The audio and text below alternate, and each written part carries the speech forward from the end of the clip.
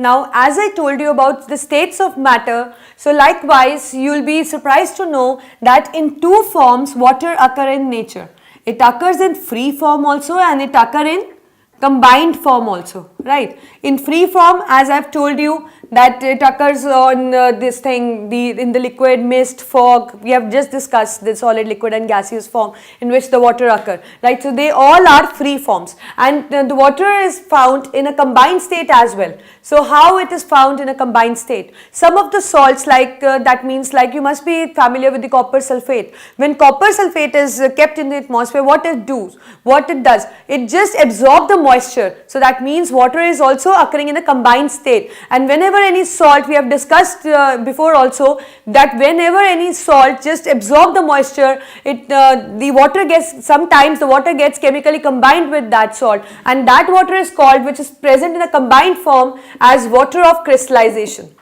So likewise, as I told you about the copper sulfate, similarly we have this thing, the example which is coming in my mind is washing soda. You know what is the formula for the washing soda? It is Na2CO3 10H2O. So here again you get to see 10H2O. That means it also acts as water of crystallization. So we do have the water in the free form, and we do have the form in which the water occur in combined state. So likewise we have the water of crystallization as an example. And moreover, in the plants and animals also, the water is present in a combined state. We get to see the water which is present in a combined state in plants and animals. That means the living organic matter. So that means the water occur in, the states are three, that is the solid, liquid, gas, but the forms are two. It can be in free form or it can be in combined form. So this is how you should know that in which forms and states the water coexist. And also do not forget about the triple point. Triple point is important point at which we get to see three states exist simultaneously, and it is just affected by the temperature and the pressure. So it is not simple that at 273 Kelvin we are going to get the triple point. No, there is a fixed temperature, that is 0.01 degrees Celsius and 4.588 mm of mercury. That means the pressure at which you get to see the triple point of the water, right? So as we have done with this now, so I just want you to make you familiar about the importance. As you all know that water is very important, as I told you that whenever we keep some fast, we are fasting or something like that, if we are not allowed to drink water, we just like we have a feeling of being faint, right? So that means the water plays an important role. So not only it is just not filling our thirst, it is also playing important role, like, you know, that it helps in regulating the body temperature of our body. How it is helping in regulating the body temperature, you know that? Like in summers, what happens? You start sweating. So when you sweat, then what happens? It is just regulating your body temperature according to the surrounding. So similarly, many reactions which are taking place in your body, the chemical reaction, that is the digestion and all, they occur in the liquid medium. So that is why the water is very important in our human body as well.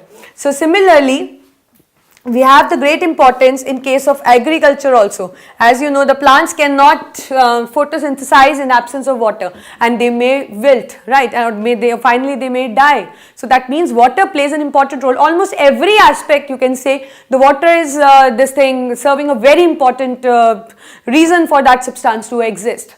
Right. So likewise, that means it has a great importance. It is almost present everywhere. So that is why it is contributing great in the weight of the substance. Likewise, you can say approximately 75% of our weight is just because of water. Similarly, the green vegetables, what you weigh in that also, 90% of weight is due to the weight of the water. So similarly, milk, 80 to 85% weight is due to water. So that means the water is present almost in everywhere, and it is contributing in weight of every substance because it is a very important compound, right? So that means water plays a very important role. So you should also know that is striking in my mind. You will be doing in the higher class, but still you should know that Henry Cavendish was a scientist who first synthesized water, and then it was just proved after, like, he synthesized water, and it was just proved by Anton van Lavoisier, and they both said that in hydrogen, this thing water, they were first, like you can say, water exists in nature as such, but they were first to synthesize water in a lab, at lab conditions, I mean, and they were first to say that yes, the water is form of hydrogen and oxygen, and the ratio in which it is present is 2:1, that is the 2 atoms of hydrogen and 1 atom of oxygen. You know that now. So that means the Henry Cavendish and Anton Lavoisier has just made the synthesis of water in the lab possible, right. So this is how we are going to do the water, and we will be now focusing on the physical and the chemical properties, or what special properties it has, that is why it is behaving as an important substance. We will be discussing now with the physical properties, right. So, and the one more thing I would like you to know, that remember what I told you in states of matter, that states can be interconverted. That means like the water exists in 3 states: solid, liquid and gas. I will be explaining with the diagrams, it will be more clear. As you know that water occur in 3 forms: ice, water and water vapor, right. So what happens in ice? Particles are closely packed. That is why it results in the formation of ice. I am just drawing one ice. Obviously it is made up of many particles which are closely packed. And when we talk about liquid, it is just indicated by this. And when we talk about vapor, so vapor means the steam, like this, right. So you know that the states can be interconverted, like when we will heat ice, this delta sign indicates the heat. Delta means heat. And when you are heating the ice, it is getting converted to water. When you are heating the water, it is getting converted to vapor. And we know that ice to water is melting and water to vapor is evaporation, right. And similarly, when you cool it, when the vapors are cooled, they are just brought close to each other, decreasing the intramolecular space, increasing the intramolecular force of attraction, resulting in the formation of liquid, that is the water. And when the water is further cooled, it again form the ice, and the conversion of vapor to water, what you call as condensation, and the conversion of water back to ice is freezing or solidification also we can say. So that means the 3 states can be just they are interconverted, and they can be converted from one form to another. When we want to convert solid to liquid or liquid to gas, we just have to supply it with heat. And when we are converting gas to liquid or liquid to solid, we have to just decrease the temperature. That means we have to just cool it. So this is how we can just convert the states, right. So now focusing on the physical properties. So the first property what is striking in my mind, which I am going to discuss first with you, is that when you get to see, we will be discussing color, odor and taste, right. So when you get to see water, you can say a water in rivers, do you think that it is fit for drinking purpose? Or how it looks like, how clean water looks like actually. Now, does it has some color?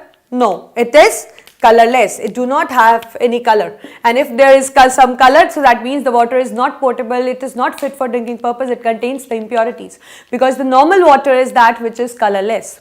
And if I talk about the odor, so that means you get a good odor, a pleasant odor. So that means you don't get that fruity smell or you don't get a foul smell. There is no such smell. So it is odorless. So pure water is odorless, right? And if I talk about the taste, so you must have drink the pure water. So how it tastes? Does it taste bitter, sour, sweet? What kind of taste you get? You get no kind of taste because it is tasteless too. Right. So that means the pure water is colorless, odorless and obviously the tasteless. The second property which I am going to discuss is electricity and heat. That you know that any substance which serve as a good conductor of electricity is obviously a good conductor of heat, because heat results as a, you can say, due to the electricity only, because when the electrons collide they just generate an heat. We know that the heating effect is an application of electricity. It happens due to electricity. So what do you think? If you take a sample of distilled water, just connect it with the wires and just place a bulb over it like I did. I am doing it in the sample, you must be doing in the physics, that I took a sample, I just put the wires in it, just connected it with the battery switch, and like this. So I am just closing this switch. What happens? So we get to see the bulb glow or not. So you will see that if this water is a distilled water, as I told you, free from any kind of minerals or germs or something like that, bulb is not going to glow. The reason being that the distilled water is poor conductor of electricity. But if in case you want to make it conductive, you have to add little amount of salt or sugar or acid, anything to it. So that means the impurities if present in water makes it good conductor, otherwise distilled water is poor conductor of electricity obviously and poor conductor of heat. And if you take a tap water instead of distilled water, it is going to conduct electricity because it contains the ions, as I told you, that is it is not a pure form of water, it do contains the ion. So whenever the electricity is passed through it, so what happens? If you take a tap water, the bulb will glow, and if you take a distilled, like if it is distilled water, the bulb will not glow. But if we take a tap water, it will obviously glow, because tap water is good conductor of electricity because it has many ions present in it. So this is how we are going to prove that, like if you get a question that prove that distilled water is poor conductor of electricity or heat, so just do that. Just take a sample, show a beaker, add the half liters of water, because if the circuit is complete, then only the bulb is going to glow, otherwise the bulb will not glow, right? So if, as I told you, distilled water is the poor conductor of electricity, and the tap water or any other water which is not a distilled form, that means contain impurities, is a good conductor of heat and electricity because it has ions in it, right? So the next property what we will be discussing, it will be the boiling point, and obviously a freezing point we will be doing along. So what do you mean by boiling and freezing point? Boiling point is that point at which liquid boils, that means it starts getting converted into the vapor. So what is that specific temperature at which the pure form of, you can say, we are taking these properties into the consideration only for the distilled water. Please keep in mind, it is not for the tap water or river water or anything, it is just for the pure form of water, distilled water. These properties are fulfilled by the pure form. So all the properties we are discussing is just about the distilled water. So if I talk about the pure water, so at what temperature it is going to change into the steam? So that temperature is called as boiling point, which comes out to be 100 degrees Celsius for the pure form. And if I talk about the freezing point, that means the temperature at which liquid is going to convert into the ice. And for distilled water again, it is a 0 degree Celsius. So if you have a sample, like if somebody tells you this, checking of boiling and freezing point serve as a good example to check that whether the sample is pure or not. So sometimes if somebody gives you certain kind of water content or something and just ask you to show that show it with certain activity that the given water or any other substance, also this activity is applicable for any substance. So if in this case we are discussing water, so that is why I am taking the example for water. So if somebody is giving you a sample of water and just asking you that prove that this is the distilled water or this thing pure for water or impure water, so just go for checking its boiling and melting point or freezing point, whatever you call that. So if it goes to be 100 degrees Celsius and 0 degrees Celsius, which is fixed for any pure substance, so that means the given sample is pure, otherwise it is impure, right? So I think it's clear. So the next property what we are going to discuss is about the dielectric constant. I think you have heard this term for the first time, dielectric constant. It just means this, it has the simple meaning, that means the water has high dielectric constant. Now the question being, what is dielectric constant? Dielectric constant is actually the ability of any substance. I'll state you with an example, then I'll tell you in a verbal form that how it is going to explain. Suppose I have a beaker and it is filled with water, right? I am adding salt to it. You know that whenever we dissolve salt in water, it gets dissolved, completely dissolved, and we get a true solution, that is the salt solution. So now what happens if we see at the atomic level, what happens actually? The water consists of H and OH ions, we know that water is not actually a molecule H2O, it is a polar molecule which has the hydrogen ion and hydroxide ions. So that means I'll draw a big beaker to make you understand in a proper manner. So suppose we have this water, right? I'm not drawing the beaker, just to make you understand. So obviously the water is in beaker, right? So we have the water, in water we have the ions, you know that. Like this we have, or you can draw it in this way.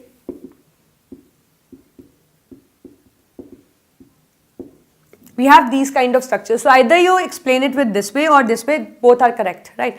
So when you add salt to it, what happens? You get these kinds of ion. NaCl just breaks up into Na positive and Cl negative, right? So what happens actually, what do you mean by the dielectric constant, or what happens at molecular level when any ionic compound is dissolved in water? We know that ionic compound comprises of positive part and negative part. So what happens? Around the positive part, it gets surrounded by all the negatively charged atoms. We know that the negatively charged atom is obviously oxygen. So it gets surrounded by the oxygen. So we know that obviously a negatively charged particle is attracting the positively charged particle. That means it is just, you can say it is just decreasing the force of attraction between the NaCl. And similarly, if we talk about the chlorine ions, the chlorine gets surrounded by many hydrogen ions. As we know that water contains hydrogen ions as well.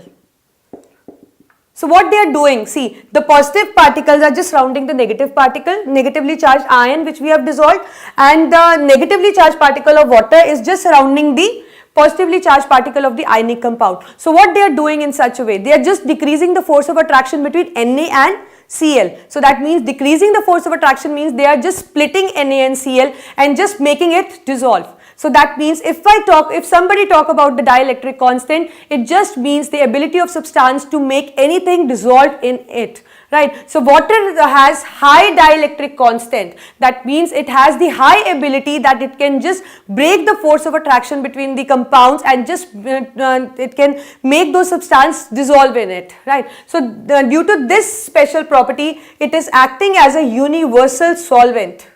What do you mean by universal solvent? The solvent which can dissolve as much, it is not the quantity, it is the type actually I am talking about. Universal solvent is that which can dissolve many kinds of substances in it. So due to high dielectric constant, because it is polar in nature, I think you are familiar with the term polar as well, we did in the previous periodic properties as well. Again I will be repeating for you, so just look at the board. Polar means we know that covalent molecules are not polar, there is no such charge separation. But due to difference in the electronegativity, they just tend to, the one atom which is more electronegative tend to, you can say, displace the electron pair towards itself. So what happens? When it displaces the electron pair towards itself, it acquires, I think you remember this, so it acquires the negative charge and this acquires the positive charge. So similarly it is happening, though the charge, you can say the nature is not so strong, it has it is just the partial charge, but still they have charge, and any covalent molecule which has charge become polar covalent molecule. As I told you, in water also there is this kind of charge separation, that means it is polar in nature, and this polarity helps in making it to have high dielectric constant, because as it contains oppositely charged ions, so when any ionic compound which obviously has the different charged ions is dissolved in it, the oppositely charged ions are just surrounded by the oppositely charged water molecules, so just decreasing the force of attraction. You can see that N is surrounded by negative part and chloride ions surrounded by hydrogen part. So in this way they are just decreasing the force of attraction between Na and Cl.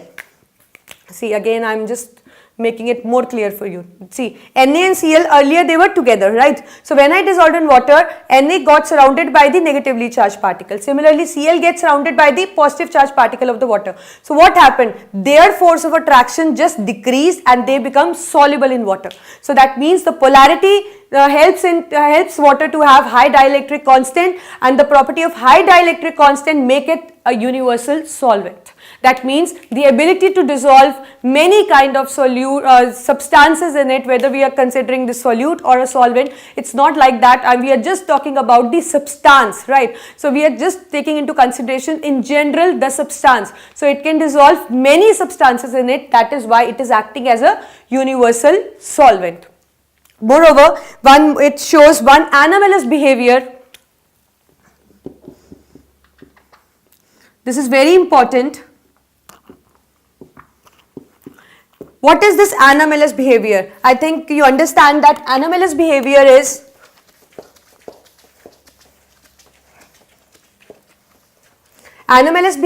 means the different property which it is showing, right? So what happens when we cool it, when we cool water?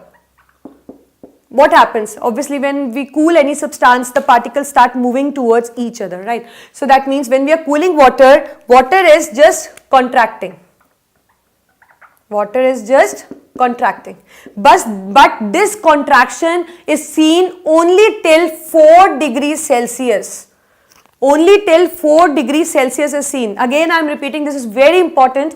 I am cooling water. You know that when we cool water, the water particles will start moving towards each other because they will now cool to form ice. You know that, right? So I am just cooling water. So what happens? I am just decreasing the temperature. For example, we have the temperature of 10 degrees Celsius. I am making it to 9, then 8, 9, 7. That means the particles start coming closer to each other, right? But that means when they start moving closer to each other, what is indicated by it? That means they are going to possess the high density, right? So they are just coming closer to each other. That means it has the high density. But what happens? It contracts only till the temperature 4 degrees Celsius. That means if I am decreasing the temperature 10 to 4 to 10, 9, 8, 7, 6, 5, it keeps on contracting, right? And that means it keeps on becoming more denser. But at 4 degrees Celsius, this contraction just stops and it shows an anomalous behavior that instead of contracting below 4 degrees Celsius, it starts expanding. It starts expanding. So that is why 4 degrees Celsius is that temperature at which the liquid possesses the highest density, or you can say the maximum density and maximum volume. So this is the anomalous property, that when we are cooling any substance, we know that it starts contracting. So similarly, the water contract, but this contraction lasts only till 4 degrees Celsius. At 4 degrees Celsius, or you can say after 4 degrees Celsius, it starts expanding again. So that means the 4 degrees Celsius corresponds that temperature when the water is going to have maximum density and maximum volume. So this is the reason that ice is lighter than water. It is not heavier than water. Ice is denser than water, not heavier than water. That is why ice can float on liquid. Otherwise, we know that solid, whenever any solid is added to a liquid, it generally sinks. But when we talk about the ice and the water, so ice, as I told you, that after 4 degrees Celsius, the expansion occurs. That means the density keeps on decreasing and the volume also changes accordingly. So that means the water, the maximum density of water is at 4 degrees Celsius is calculated to be